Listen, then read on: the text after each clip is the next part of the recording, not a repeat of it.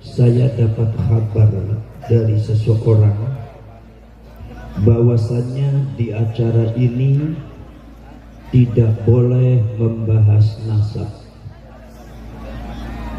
dan itu yang melarang adalah Kapolresnya Panjenengan. Saya sangat menyayangkan dengan adanya mentalitas Kapolres semacam itu yang sangat penakut, tidak berani membela negara. Seharusnya Panjenengan yang punya seragam yang sudah dibentuk oleh pemerintah untuk membela negara, seharusnya Panjenengan ini yang garda terdepan untuk melindungi rakyat Indonesia, untuk membela negara.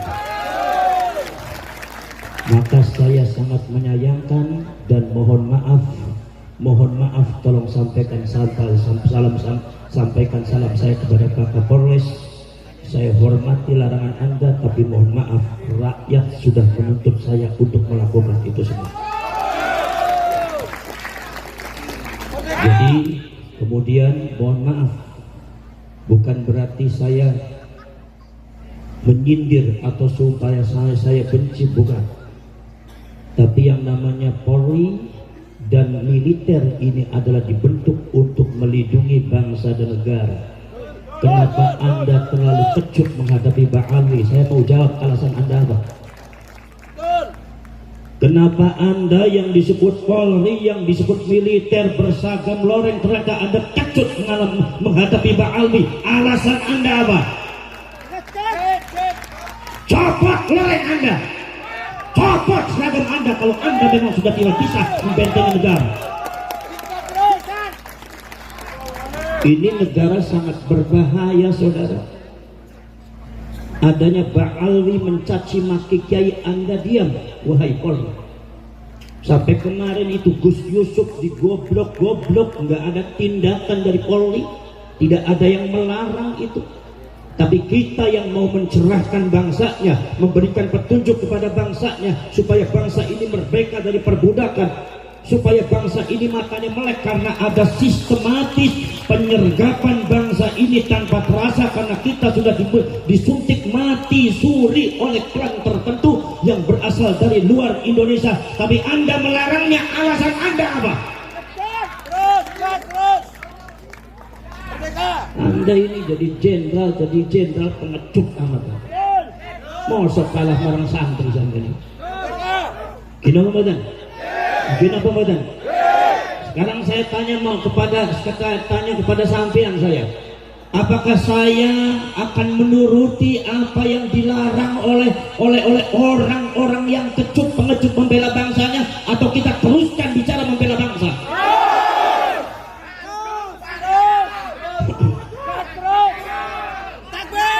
Kita tidak untuk perang, kita tidak untuk membenci, tetapi ini bangsa sudah diinjak-injak, ini negara sudah diinjak-injak, dan ini bukan hoax, ini bukan fitnah.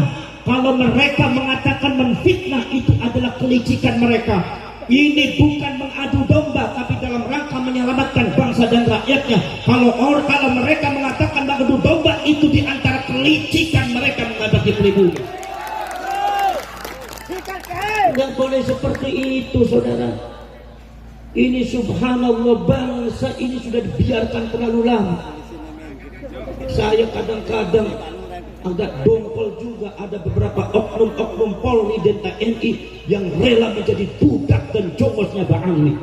Bagaimana Anda bisa membela negara kalau Anda mentalitasnya seperti itu? Betul lah, betul? Betul lah, betul? Makanya tolong jangan larang rakyat membela negaranya, jangan larang rakyat untuk membicarakan sejarahnya, jangan larang para ulama, para kiai untuk mencerahkan, menyelamatkan rakyat dan bangsanya. Tolong jangan dilarang, karena ini kewajiban daripada para ulama. Betul lah, betul?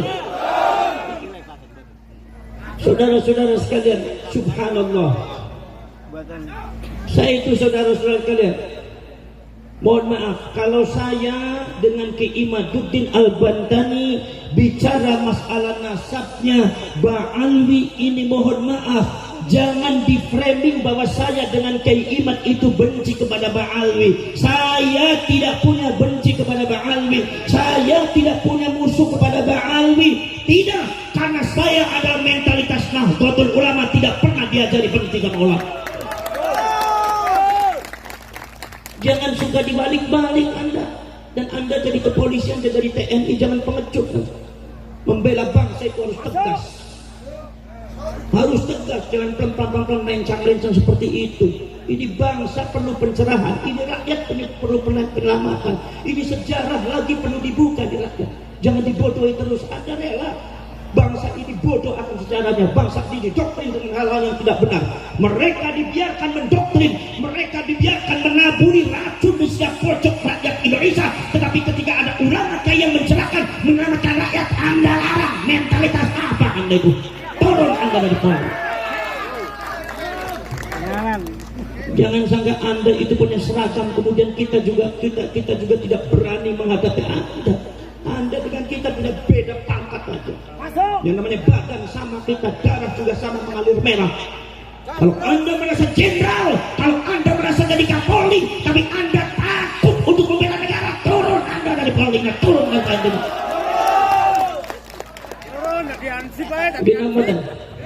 Mungkin mohon maaf saudara, ini masalah bangsa bukan hoax. Ini masalah sudah bahaya. Ada penyerbakan sistematis yang dilakukan oleh klan Ba'alwi untuk menguasai Indonesia. Ini bukan hoax, datanya real ada. Dan rakyat harus tahu, dan rakyat harus bergerak, dan rakyat harus membela bangsanya, dan rakyat harus melek semua, rakyat harus bangun semua. Karena ini adalah bangsa-bangsa kita, negara-negara kita, sejarah leluhur kita yang dibangun dengan darah, yang dibangun dengan nyawa.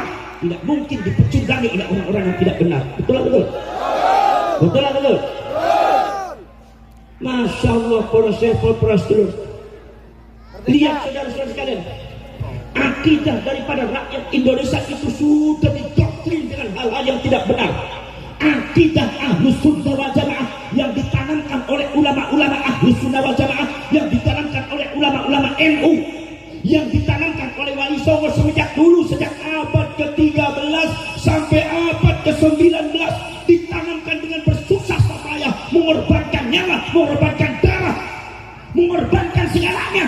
Dia hancurkan oleh klan Ba'alwi dengan racun-racun yang tidak benar.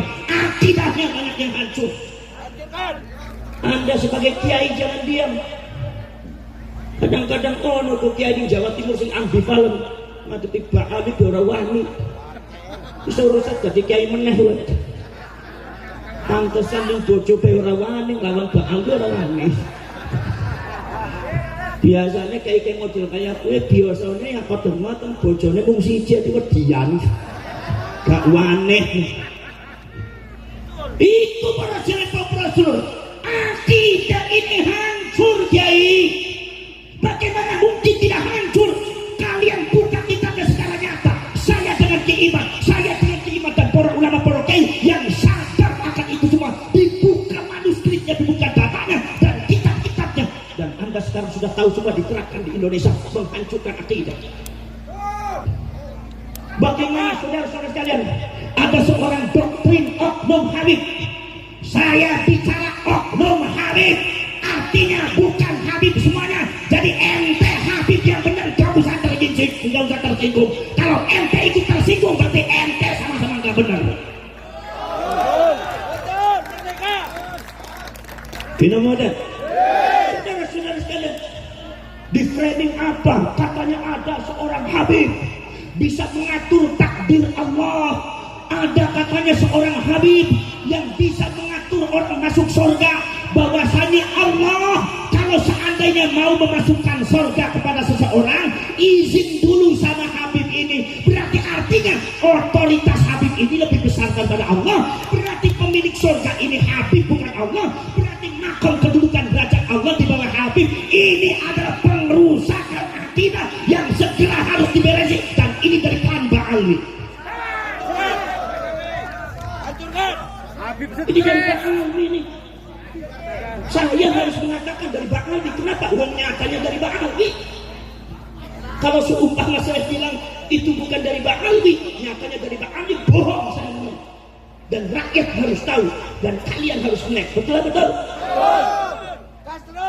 Poros cerek orang poros 10 tahun. Rusak ini akidahnya, rusak saudara. Masya Allah. Ada katanya seorang Habib yang bisa mengatur takdir Allah. Ada katanya seorang Habib yang bisa mengatur malaikat. Al-Imam Abu Abdullah Muhammad bin Ismail Al-Bukhari di dalam kitab Sahih Al-Bukhari meriwayatkan Kanjeng Nabi pada waktu di akhirat nanti, itu Kanjeng Nabi mengatakan nanti di akhirat itu malaikat Malik berkata sama saya, ya Rasulullah, itu ada umatmu satu orang ada di neraka. Rasulullah menangis kaget. Kata Rasulullah mengatakan, ya Malik, tolong keluarkan umat saya dari neraka. Tolong keluarkan umat saya dari neraka. Rasulullah sampai menangis. Minta sama Imam Malik supaya Imam Malik mengeluarkan umatnya Rasulullah dari api neraka. Apa jawabnya Imam Malik? Kata Imam Malik, ya Rasulullah, kalau itu perintahnya panjenengan, mohon maaf masih belum bisa dilakukan. Karena kami adalah bangsa-bangsa yang diciptakan oleh Allah.